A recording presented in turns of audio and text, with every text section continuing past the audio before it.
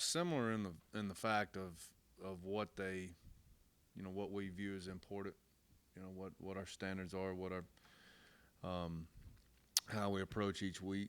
Um, that's just kind of something we're trying to, or have tried to. I think we're getting there. Just build here as a standard of play. I think they're very similar in that. Um, I think where they're different is where the pieces that are that are showing up. Akeem Messidor being the obvious one that sticks out at a number of different positions along the front with how we play and the level he's playing at, which takes some pressure off of Dante. And also, if you watch Taj Austin through 3 games, has really brought something that we haven't had at that 5 technique spot, um, mainly power and explosiveness. And I'll say this about Taj that not a lot of people talk about. Like, Taj is an extremely high effort player, and that shows. And so where we're different is the pieces that are making the biggest difference. Were last year, it was some guys in the secondary and our Mike linebacker, and this year it's a number of different spots up front. Talking a lot about Akeem Mesidor as well and his performance so far this year. What is it about him? Is it like the versatility on the line that makes him special, or what exactly is it that he's doing so well this year? It's just how he plays. He plays the game the way the game was designed to be played, and that's really it. I mean, he I know he gets tired sometimes, but he doesn't play like it. There's a couple of plays that a lot of them don't show up on stat sheets that are it's a relentless effort to the football, and that's what it is. It's as simple as that, and that's what sets him apart from not only guys on a lot of guys on this team, but across college football. He plays the game the right way. Mentioned Taj Alston. He was hurt so much you guys his first 2 years. Did you really know what you had with him, or are you just sort of starting to figure it out now? Yeah, I think we knew a little bit. He's from Colin, which is a junior college down in Mississippi, so I had knowledge of Taj because I recruited that area when we were at Troy and obviously coached there. So I had an idea of skill set what we had. As a player, really didn't, because we didn't have the opportunity to get him out there. I say that he actually had a really impressive play first quarter against Missouri in 19. Had a really impressive sack against James Madison. I'm sorry, let me flip that. Had a really impressive sack against James Madison. The same type of play. It was actually the play he got hurt on against Missouri. He would have sacked him if he doesn't injure his knee.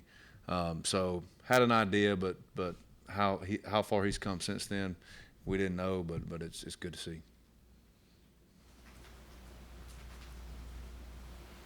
You mentioned needed more to get more playing time out of your defensive line, also linebacker. Is he talking about Josh, the middle linebackers, or you need to maybe get somebody else in there a little bit more? He thought they got a little tired because they had all those plays in the fourth quarter. Yeah, I mean we've got to get a little more out of our depth. Again, that you have to, in certain situations in the middle of ball games, you have to make yourself, and me mainly, rely on your backups and in some areas and some situations on the field that you think hey, maybe we could give a little bit here and be okay. You don't want to. Obviously, you're not thinking that way against Oklahoma, because no matter where they're at on the field, they can score. So we've got to do a better job of getting those guys, and all those guys are different skill sets. So you got to know that. You have to do things that they can do and put them in a situation to be successful. If you don't, it's bad coaching. Because your guys are playing so well, and you got all these different things that you're considering during the game, whether they're tired or not. I'm sure that plays a role, but how do you really know? We got to pay attention. And even when things are moving fast, situations get tight. you have to pay attention, and we've got to do a better job of that.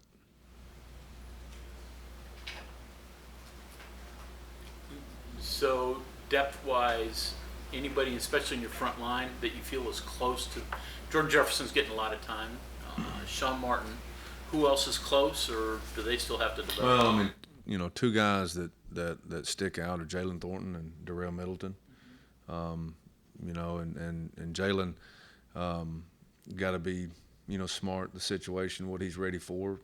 Darrell honestly is still playing a little bit of catch up just off the timetable that he got here and learning some of the things. And so you have to be smart with what you do there. But I tell you, a guy that's practicing really well, that is showing a lot of signs of development is Torrey Simmons. Be a guy that we look to also. So the guys that you mentioned, Jordan Jefferson and Sean Martin, those guys can be very versatile along the front. So we've got to do is figure out some things maybe they're a little bit different than traditionally what we do defensively up front that fit what they do, and find some more snaps there in the second, third quarters of ball games.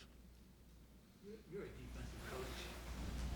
Give me a reason why defensive players are snubbed all the time on Heisman, not even considered. It's the guy that gets credit and then more than he should, and the guy that gets the blame more than he should is the quarterback. It's just a quarterback. It's a stat-driven game. It's. I think what was the last one? Charles Woodson, the only one. So, and a lot of his were return game. He scored touchdowns. I don't know that you'll ever see that, and it's just that's not what makes. Just watch the SportsCenter highlights. You see more touchdowns and offensive plays than you do defensive plays. Just the nature of the game. You think if coaches voted for it might be different? I don't know. A lot more offensive coaches than defensive coaches, head coach wise. So probably about the same result. These guys have lead the country in explosive plays. I think they got 9 or 50 yards or more. Is it because of scheme or good individual play? I think it's a little bit of both. I think that's what they try to be. They try to live by explosive plays. Always have, as long as I've been at least coaching in this league and even watching it before. It's just kind of been their MO. That's how they want to get started. It's how they thrive. So I think it's probably a little bit of both.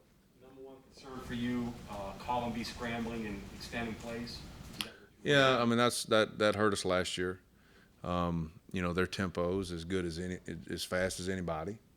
They execute it as good as anybody. And then obviously, their speed on the edges, along with him being able to extend plays. So they're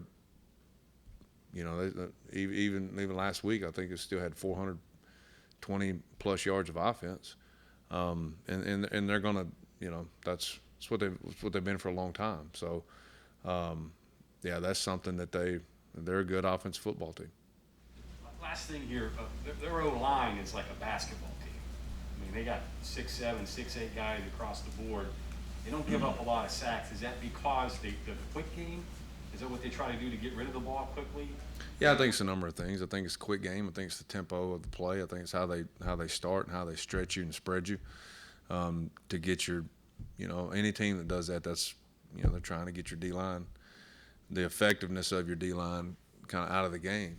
So, but a lot of it is, the ball's gone and, around 2 seconds. Coach Brown talked a lot about their receiver, number 13, having a really big year. Is that going to be a big focal part of the game plan, trying to find a way to limit it? You have to know where he is. You have to figure out where he is and then how they plan on using him. You see how they've used him up to this point, so you got a game plan for that. But you have to know where he is. How much has Ford grown since some of the mistakes in that Maryland game? What did you see from him Saturday? A lot, a ton. He Saturday was one of the first times that I had seen Darryl play with a lot of confidence. And Daryl's not the biggest guy, so sometimes that's you look at that and you're like, okay, well that's why. But he didn't blink. And Oklahoma's as good as anybody in the country at receiver, I think. So Daryl, since that game, and the game started, just like anybody at his age, and most every press conference I always come back to guys in that group that were COVID, whatever a COVID freshman is, but they go through not a normal freshman year, and now you start to see the growth that they would have in a normal year, and that he would normally be ahead of where he is, but that game starts to slow down, then you start to see that growth, and with that comes confidence. So I thought Saturday was the first time I'd seen Daryl play that way, and the atmosphere. I think anybody plays up to that, and the magnitude of the game. So hopefully he can continue that. Okay, anything else for Coach? Jordan, they have big receivers, which is kind of one of those things that I'm guessing you've noticed through the years. So that's always been something they've had to. Is that anything that comes up during a week that's not different from a guy who, I mean, is 5'11", 6'1" any different than 6'4", 6'5" when it comes to how you play defense? Yeah, I mean, the reasons that those guys are recruited in those offenses is they don't have to necessarily be as fast as some of the smaller guys. The ball can be thrown to a spot, and they can win on what they are, whether it's their strength, their length, anything but straight up speed. And so you always have to know that, and you have to know where they are, where you're at on the field, how you have to play certain areas, whether it be the balls on the hash, balls in the middle, or the balls in the red zone, what yard line it is. There's all kinds of factors that go into why they recruit a guy like that and where they use him. And if they're using him inside, then it's normally for matchup purposes, which you see a lot with tight ends.